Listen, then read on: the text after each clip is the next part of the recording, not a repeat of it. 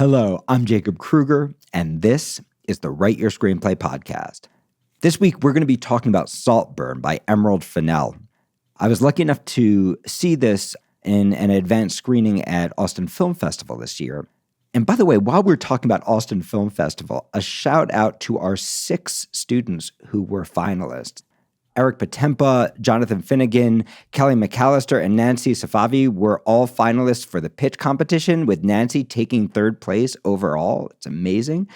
Erin Brown Thomas was a finalist for her short film Subtext. And Meredith Allen, former student and former teacher at Jacob Kruger Studio, was a finalist for her horror film Sensei. So we're just so proud of all our alums who are out there doing amazing stuff and having such incredible success. So there is so much that we can learn as screenwriters from Emerald Fennell's Saltburn. This, of course, is her follow-up to Promising Young Woman. And in Saltburn, Emerald Fennell is pushing everything to the extreme. And by looking at a movie that takes everything this far, we can learn about tone, we can learn about genre, we can learn about writing characters that should be unlikable and allowing us to fall in love with them. And so we're going to be talking about all of that stuff today in relation to Saltburn. So there are going to be some spoilers in this podcast, and unfortunately, to really help you understand this film, I'm going to have to give you the spoilers right at the very beginning. So if you haven't seen the film yet and you don't want it spoiled, you might want to watch it first. Otherwise, I'm going to give you enough context so that you can understand what we're talking about here. In a lot of ways, you could think of Saltburn like The Talented Mr. Ripley if you push things to even more ridiculous extremes. And what that means is it's built on a thriller framework. The genre elements and the genre structure of Saltburn are all pulled directly from thriller. It's a story about a young man, Oliver Quick. He's at Oxford University. He's super bright, but he's got no money, unlike all of his classmates, and that means he's a bit of an outcast. And he develops a sexual attraction and a friendship attraction towards Felixs Grave, who is a ridiculously wealthy student who lives in a grand castle, who has everything that Oliver ever wanted. And it's interesting when you hear Emerald Fennell talk about the film, because she talks about it as a Gothic romance, that this could just as well be Heathcliff on the moors in an Emily Bronte movie, right? A story of really complicated, unrequited love. And you can see all those Gothic romance elements in this piece. And at the same time that it's a Gothic romance with a lot of twisted romance stuff happening, it's also a thriller, right? It's also Talented Mr. Ripley happening. So here's what happens. Felix becomes Oliver's best friend and invites Oliver to come live with him at his estate, Saltburn, this ridiculous castle, for the summer because Oliver has nowhere to go. He's told Felix that his mother is a drug addict, that his father has died. He has nowhere to go. He has no finances, and he basically becomes both the friend but also the plaything to this ridiculously privileged kid. Felix is incredibly sexy, right? Every woman in the world is just throwing herself at him. And although it seems like it's an unrequited love story, it certainly seems like there's some kind of attraction between Oliver and Felix. In fact, the opening voiceover of the movie tells us, "I loved him." Right? So we know that this is a story about love. We know this is this Gothic romance, and that Gothic romance is laid over this really interesting infrastructure that you could take from any thriller. This structure of the person who is not who you believe, who infiltrates your life and starts to destroy you, right? It's Talented Mr. Ripley. It's Hand That Rocks the Cradle. It's Cape Fear, right? It's that classic thriller setup. So this is what happens. We start off and we think we're in this Gothic drama. And it looks like it's going to be that way for a good half hour. And then things start to take darker and darker and darker turns. Because what really has happened is Felixs has invited a vampire into his house. Now, not a literal vampire. If you've seen this movie, you know why Oliver refers to himself as a vampire. But what we're really going to watch is we're going to watch a movie about what looks like a sweet boy that gets invited to this house of privilege, who ends up sucking the life out of the entire family, including his beloved friend Felixs. So we're going to watch this really complicated, dark thriller happening under this kind of Gothic romance. And what this should show you as a writer, the first thing I want to talk about is how much flexibility you have with genre. This is not the only example of a film that combines genres. We talked about Everything, Everywhere, All at Once, for example, right? Combining this character-driven drama with the action movie format, sci-fi action format. American Beauty was originally written as a whodunit. It was all about who killed him, right? And you can see that those bones are still there. Everybody has a motivation to kill Kevin Spacey's character. Those bones are still there, even though it became a movie about transcendence. And in this piece, we have these thriller bones underneath, but they're subverted. They're subverted by this Gothic romance, and then they're subverted even more because a normal thriller makes you feel scared all the time. A normal thriller is all about the creepy music. It's all about, oh no, it's all about getting your heart racing. And Saltburn does exactly the opposite. It's building on this infrastructure that's very familiar, but it feels completely new and fresh because instead of using that infrastructure to scare you, it is using that infrastructure to make you laugh and to make you feel uncomfortable in your own complicity, in our own complicity with privilege and our own complicity with desire and the things that we're willing to do for desire. Now, we are not willing to go to any of the places that Oliver is going, but by blowing up the extremes of privilege and the extremes of the desire that our culture has to attain that kind of access, right? And by pushing that through this Gothic romance thriller format, right, we end up with a completely new genre that can really only be called Emerald Fennell. This is what I want you to understand. Genre, like tone, is tremendously flexible, right? You can write 100 horror movies that all have the same kind of general arc, right? And then you could do a Scream where you subvert that. And Saltburn is doing the same thing. It is subverting these genres. It's not Call Me By Your Name, right? And it is not Emily Bronte. And it is also not Talented Mr. Ripley. It is somehow the amalgamation of those elements pushed through this bizarre comic lens. We're going to talk about one scene in this movie that really shows you how this works. But first, I want to talk about Oliver quick. I want to talk about Barry Keoghan's character. Because Oliver should be a person that we don't like. There was a really interesting question. Someone raised their hand and asked Emerald Fennell, what was it like writing a sociopath? And I thought Emerald's answer was one of the most brilliant and helpful that I've heard. She said, I don't think of him as a sociopath. I just think of him as somebody who desperately wants something. And I think this is one of the key lessons in writing a likable main character, right? Somehow we're rooting for Oliver, even as he does the most horrible possible things, all of which we will talk about, right? We are rooting for him. We are caring about him. We are loving him. We are laughing. We are going on a total joyride, and we are feeling hugely uncomfortable all at the same time. What we're connecting to is his desire. And so this is the first lesson I want you to take from Emerald Fennell. Do not put your characters in a box. Don't put your genre in a box, right? Just because you're writing a thriller, just because you're writing a Gothic romance, just because you're writing a comedy doesn't mean that there can't be something real and complicated and subversive underneath.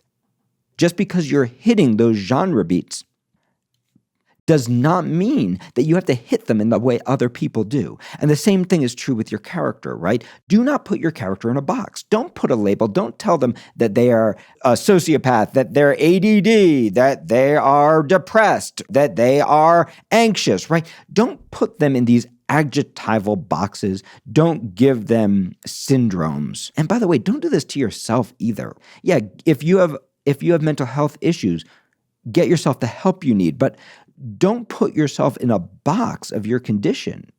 Think of yourself like you think of a character. These characters are just people who want things. And what makes Oliver accessible, if you write Oliver as a sociopath, he's not accessible. In the same way that if you write the talented Mr. Ripley as a sociopath, as just a sociopath, he's not likable. He becomes a stereotype. He becomes impossible to root for. But if you think of these characters as people who want something desperately, in Oliver's case, he desperately wants access. He wants a life of magic. He wants to be part of the elite, right? He wants access. He wants to stay at Saltburn. It's the only thing he wants. And he's willing to go to tremendous lengths to get there. So don't put your genre in a box. Don't put your character in a box. You can play within genre rules, but you can also subvert those genre rules. The next thing I want you to take from this is every single character in Saltburn is unlikable and horrible in some way. You have Farley, who is basically the equivalent of Oliver, another plaything of this family, right? But who's got a much more firm place in this home, right? Who's playing his own game to get to stay and who will end up getting caught up in Oliver's game. You've got the mom and the dad. They are absolutely awful people, each in their own unique way. Even Felix, for all the kindness that he shows Oliver that creates empathy for us, there's something in every scene. There's always a little moment where you can see the awfulness of him too, right? So this is a cast of awful characters. And yet we love them all. And we love them all because they are not being 1% awful people. They are being specifically themselves. And this is a concept that we call the how. What's your character's how? So instead of thinking about what type is my character, think about what is their how. Think about what do they want and what is the how that they are using to get it. Think of the obstacles that they are trying to overcome that force them to push the how further. So in Oliver's situation, right, he would be happy staying at this house forever. Except he's got a problem, right? Farley's trying to push him out.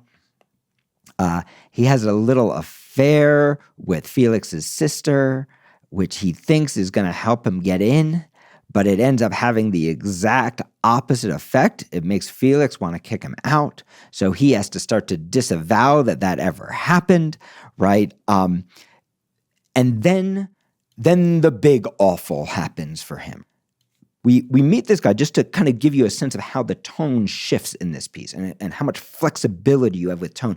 For the first third of the movie, right, we're watching this Gothic love story, right? We're watching Call Me By Your Name. We're watching this story about these two very different boys who are falling in love, or at least falling in friendship. They're falling in something, and they are becoming close, and we don't know if it's going to be an unrequited love story or a requited love story, but we know that there's something deep and emotional happening.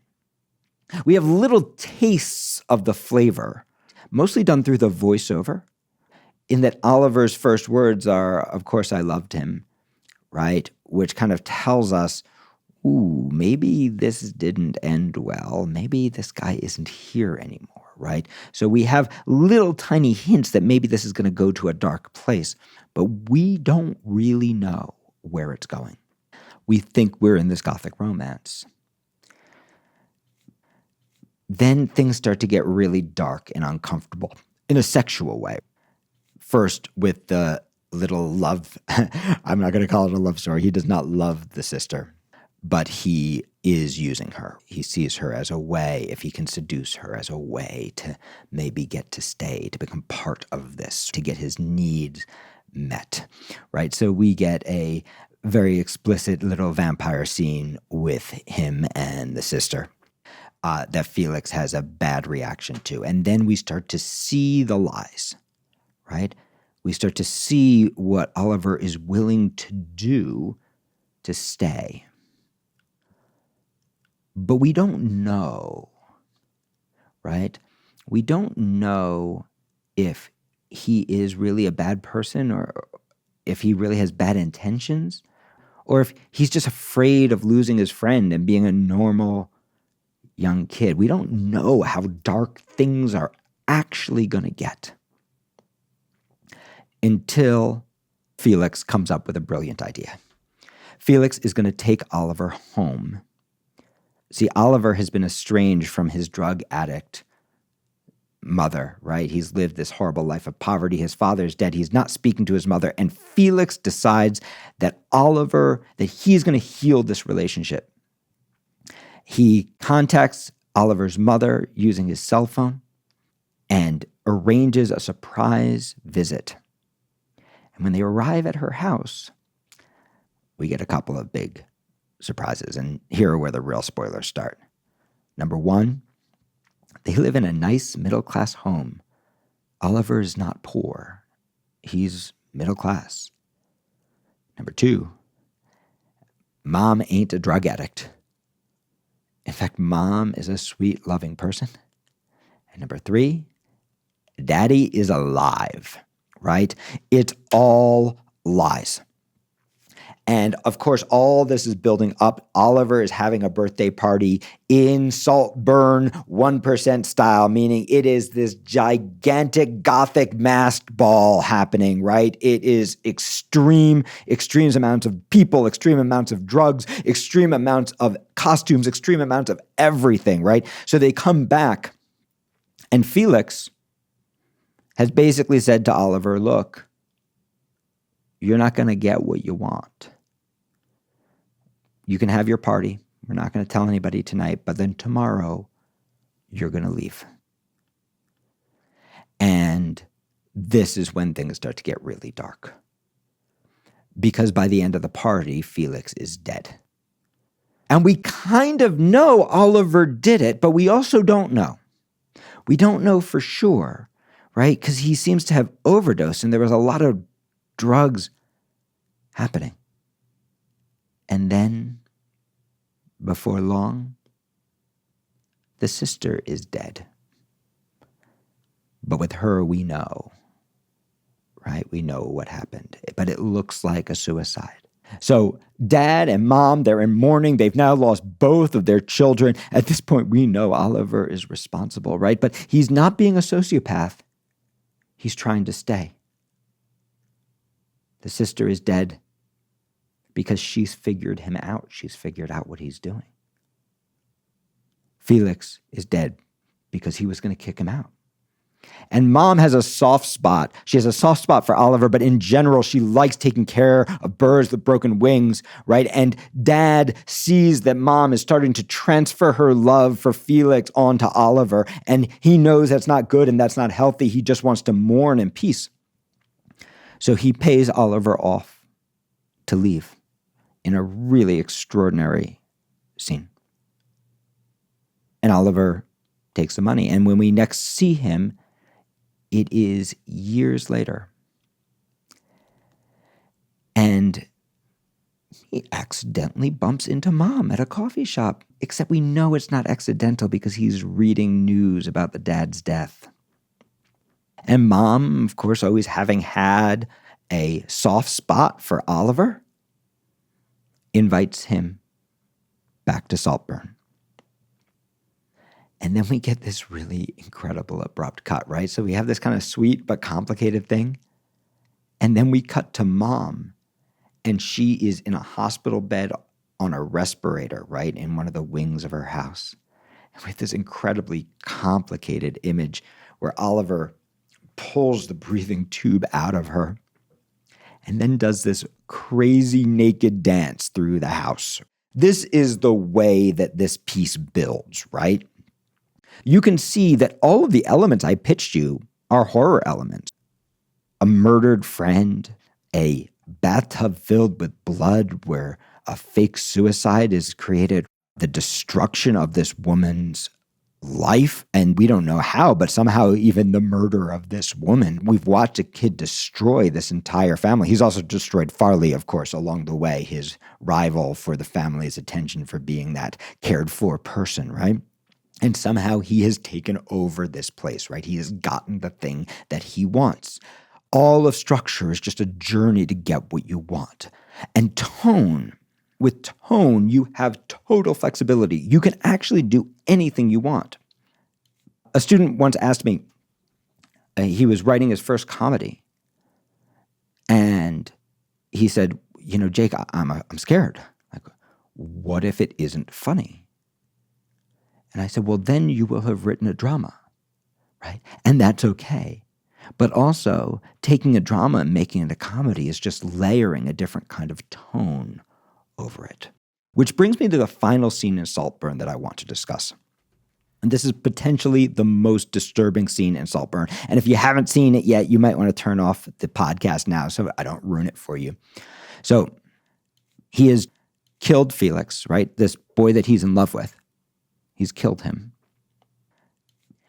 And we follow Oliver to Felix's grave. And I want you to track the way the tone shifts in this scene. So first, we watch Oliver in the dirt, right? He's in his suit and he is lying in the dirt of Felix's grave. And we want to cry for him, even though we suspect that he's probably the one who murdered Felixs. Because we actually understand, we're watching the Gothic love story here. We're watching the story of a man, your boy, right, who killed the person he most loved and most wanted because he didn't want to lose his place, right? Because he didn't want to lose his access. And we're watching this genuine mourning, and even though you suspect Oliver at this point, you kind of also want to cry for him. And we linger on this mourning for way longer than we should until you actually start to feel something and until you start to feel uncomfortable. And until you start to wonder, he's going to do it, isn't he? And of course, then Oliver starts to hump the grave. And by the time it's over, he is naked having sex with this grave.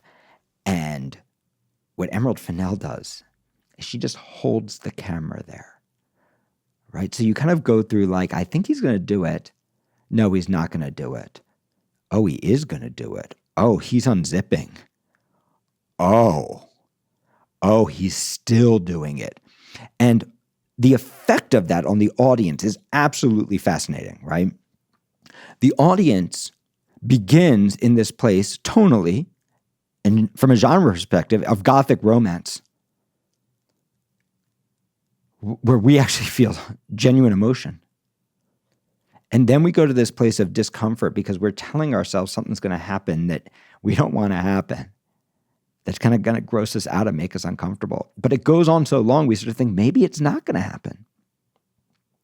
And just by keeping the camera there, it starts to happen. And at first you're like, oh, no. But instead of giving up, what Emerald Fennell does is she just holds the camera there.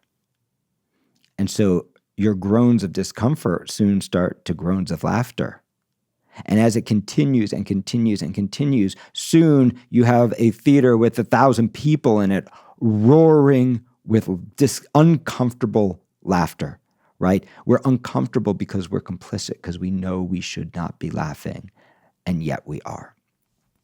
This is a masterclass on tone, right? That you can take the same scene and move it from the most connected, profound drama to the most absurd, uncomfortable comedy, hitting all those points in between, shows you that tone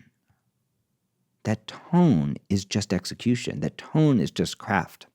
Because all writing actually begins with the same thing.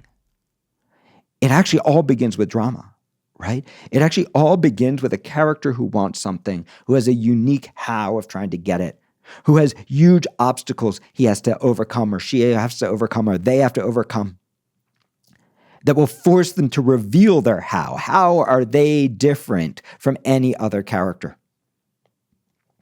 And along the way of writing them, you as a writer get to reveal your how.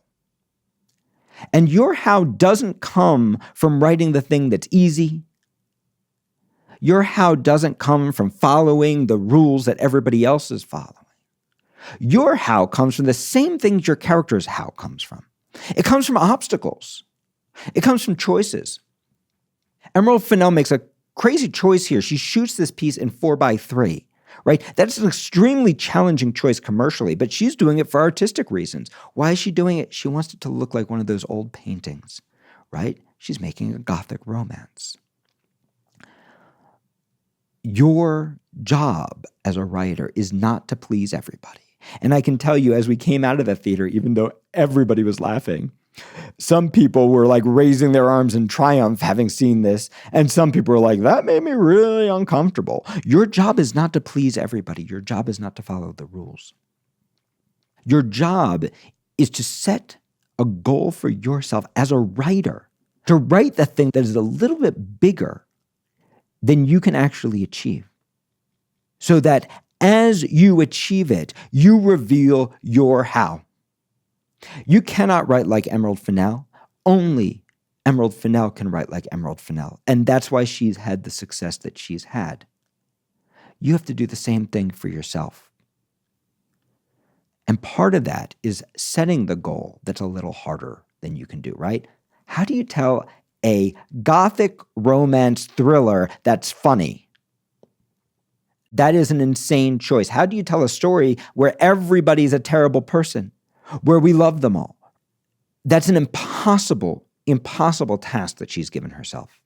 But by achieving it, she's revealed her how in such a profound way that you cannot take your eyes off of it.